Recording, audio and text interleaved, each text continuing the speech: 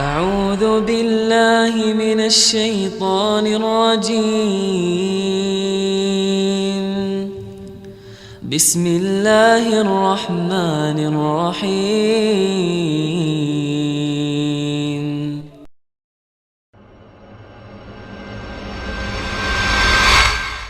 Baik, bagi teman-teman yang masih berpikir berbuat dosa, misal, nggak apa-apa deh saya pacaran misalnya, nggak apa-apa deh saya minum khamar, saya juga sholat, nggak apa-apa deh saya begini, nggak apa-apa deh saya begitu. Perhatikan efek buruknya dosa. Yang pertama teman-teman sekalian, kalau seseorang berbuat dosa, hidupnya akan sempit, sumpek. Kalau orang mabuk malam, tidur nih dalam keadaan mabuk, bangun tidur demi Allah sumpek. Pasti suntuk.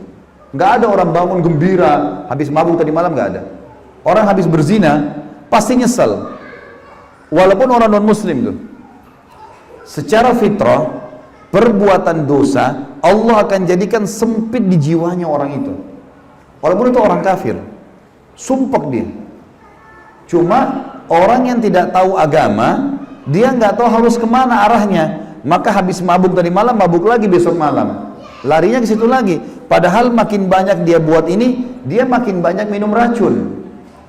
Dosa itu teman-teman seperti segelas racun. Kita tahu itu racun atau tidak, tetap berbahaya. Tapi orang kalau tahu, mematikan. Orang kalau tidak tahu, bertahap, tapi tetap berbahaya buat dia. Dia tidak bisa bilang, wah saya tidak tahu kalau itu racun, maka tidak apa-apa di badan saya. Enggak, pasti tetap berbahaya.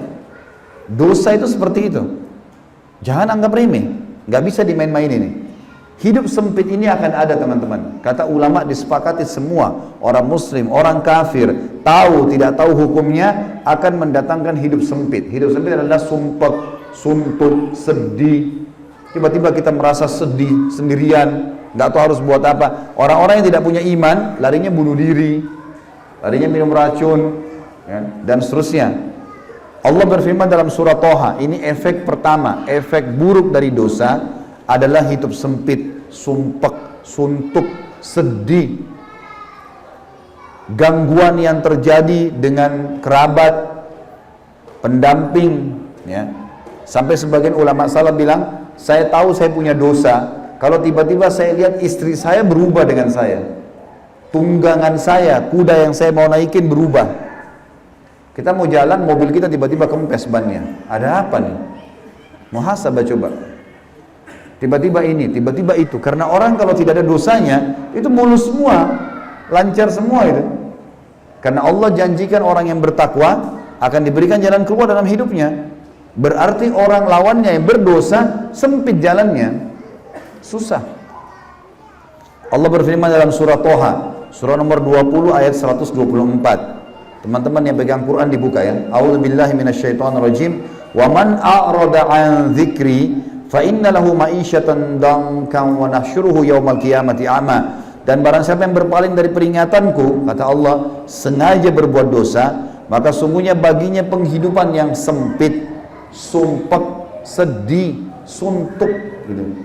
Dan kami akan menghimpunnya pada hari kiamat kalau tidak sempat taubat dalam keadaan buta, tidak melihat. Yang kedua teman-teman, orang yang berbuat dosa dipastikan oleh Allah kalau dia tetap ngotot dalam kesalahannya. Kalau dia tahu itu salah, dia segera bertobat, itu bagus. Tapi kalau dia tidak tahu itu dosa atau dia tidak mau tahu, tetap aja berbuat dosa, maka akan menjadi penyebab kesesatan dan jauh dari petunjuk. Dia makin jauh dari keimanan, jadi nggak bisa khusyuk sholat. Teman-teman di sini maaf yang hadir, kalau masih sholat tidak bisa khusyuk, berusaha nggak bisa khusyuk, coba istighfar kepada Allah. Ada dosa yang mengganjal tuh. Kalau dosa kita sudah dibersihkan teman-teman, kita akan khusyuk sholat, kita akan tersentuh kalau baca Quran, nangis nanti itu. Kalau itu belum terjadi berarti masih ada dosa yang mengganjal. Coba istighfar, terus taubat kepada Allah, karena masih ada yang dia ganjal. Allah berfirman, Allah yang maha kaya telah berfirman dalam surah Al-Ahzab surah nomor 33 ayat 36. A'udzubillahi minasyaitonirrajim. Wa ma kana lil mu'minin wala mu'minatin idza qada Allahu wa rasuluhu amran an yakuna lahumul khiyaratu min amrihim wa may ya'sillaha wa rasulahu faqad dhalla dhalalan mubina. Tidak patut, kata Allah, laki-laki yang mengaku beriman dan perempuan yang mengaku beriman, apabila Allah dan Rasulnya telah menetapkan satu keputusan, jangan buat dosa, buat ketaatan, mereka masih punya pilihan lain, mereka masih tetap mau melanggar, nggak mau patuh gitu. Maka kata Allah, barang siapa yang mendurhakai Allah dan Rasulnya, tetap mau berbuat dosa, dia sudah tahu itu dosa, maka sungguh dia telah sesat dengan kesesatan yang nyata. Sulit dia untuk khusyuk, nggak bisa khusyuk, susah. Teman-teman kalau banyak, coba 1 minggu istighfar kepada Allah, tutup kuping, jangan dengar musik kecuali Al-Quran. Coba lakukan itu. Kemudian azan ke masjid, coba tiap hari baca Al-Quran, apalagi Ramadan akan datang, maksimalkan coba dengan itu. Coba jaga diri dari dosa. Perhatikan perasaan dan iman kita seminggu itu dengan seminggu yang lalu, jauh sekali. Apalagi sebulan, apalagi setahun. Makin sering kita kentalkan hubungan kita dengan Allah, maka makin kental sekali perasaan itu. Besok teman-teman saya sarankan hadir. Acara kita besok, indahnya menjalin hubungan dengan Sang Pencipta. Saya akan banyak sebutkan kisah orang-orang soleh, bagaimana mereka pada saat sudah sampai pada tingkat kehusyuan itu, nyaman hidupnya, di mana-mana dia akan selalu nyaman, tentram, mudah untuk tersentuh, mudah untuk bersyukur dan seterusnya. Yang ketiga teman-teman sekalian, efek daripada dosa, selain tadi yang kedua sesat, akan Allah dampingkan padanya syaitan. Jadi orang ini nanti akan ada syaitan di sebelahnya yang selalu menemani dia. Allah jadikan itu sengaja, karena orang ini suka berbuat dosa. Jadi kalau ada orang dari diskotik ke diskotik, dari mabuk ke mabuk, dari zina ke zina, gonta-ganti, itu aja program hidupnya, Allah akan dampingkan dia dengan syaitan. Syaitan itu jadi temannya terus. Jadi makin sesat dia, makin jauh. Kecuali dia sendiri segera taubat, berhenti, baru Allah cabut. Allah berfirman dalam surah Az-Zukhruf, surah nomor 43 ayat 36. A'udzu billahi minasyaitonir rajim. Wa may ya'shu an dzikrir rahmani nuqayyid lahu syaitanan fahuwa lahu qarin. Barang siapa yang berpaling dari pengajaran Tuhan yang Maha Pemurah, Al-Quran, maksudnya berbuat dosa, kata ulama tafsir, kami akan adakan baginya syaitan yang menyesatkannya. Maka syaitan itu selalu menjadi teman dan menyertainya. Jadi sudah banyak efeknya ya, sudah 3. Sumpah ada, sesat iya, tidak bisa khusyuk, kemudian juga syaitan mendampinginya. Yang keempat, terancam masuk neraka. Meninggal, tidak sempat taubat, masuk neraka, bahaya.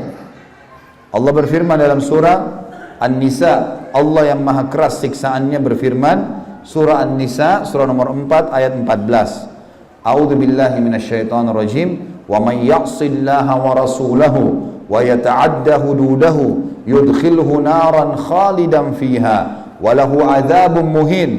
Dan barang siapa yang mendurhakai Allah dan Rasulnya dan melanggar ketentuan-ketentuannya, niscaya Allah memasukkannya ke dalam api neraka, sedangkan ia akan kekal di dalamnya dan baginya siksa yang menghinakan. Juga teman-teman dalam surah Jin, surah nomor 72 ayat 23, Allah berfirman, A'udzu billahi minasyaitonir rajim, illa balagan minallahi wa risalati wa may ya'sillaha wa rasulahu fa inna lahu nara jahannam khalidina fiha abada. Akan tetapi siapapun yang menyampaikan peringatan dari Allah dan risalahnya, kata Nabi SAW, Allah suruh Nabi berkata, akan tapi aku hanya menyampaikan peringatan dari Allah dan risalahnya, dan barang siapa yang mendurhakai Allah dan Rasulnya, tetap buat dosa, dari dosa ke dosa, sesungguhnya dia akan baginya neraka jahanam, dan dia bisa kekal selama-lamanya di dalam situ. Dari dosa teman-teman sekalian itu, Allah sudah buat begini, semua dosa itu sebenarnya dibenci sama Allah, diberikan ancaman yang berat. Zina lah, riba lah, fitnah lah, ngambil barang orang, mencuri lah, mabuk lah, ini semua dosa-dosa teman-teman, Allah benci. Allah timpahkan padanya siksaan, yang diancam. Dan dibuat juga oleh Allah, manusia tidak suka. Kalau ada orang hidup di tengah-tengah kita suka durhaka sama orang tuanya, bantah-bantah ibu sama ayahnya, suka fitnah, suka ghibah, suka mencuri, suka berzina, suka ganggu istri orang, suami orang, ini semua dibenci oleh manusia. Secara alami, Allah benci, hukumannya berat, dan juga dibenci oleh manusia. Semua ketaatan jujur, amanah, tanggung jawab, bakti sama orang tua, semua yang baik-baik, sholat, semua ini teman-teman disuka sama Allah, diberikan pahala yang besar dan juga disuka oleh manusia. Gak ada orang yang rajin ke masjid sholat, orang suka bantu orang susah, senyum kalau ketemu sama muslim, bakti sama orang tua, lalu dibenci sama orang, gak ada. Semua orang suka dia. Maka kita secara alami kalau patuh sama Allah menjadi orang yang baik. Buruk, maksiat sama Allah jadi buruk. Gitu ya. Harus difahamin poin ini teman-teman. أعوذ بالله من الشيطان الرجيم بسم الله الرحمن الرحيم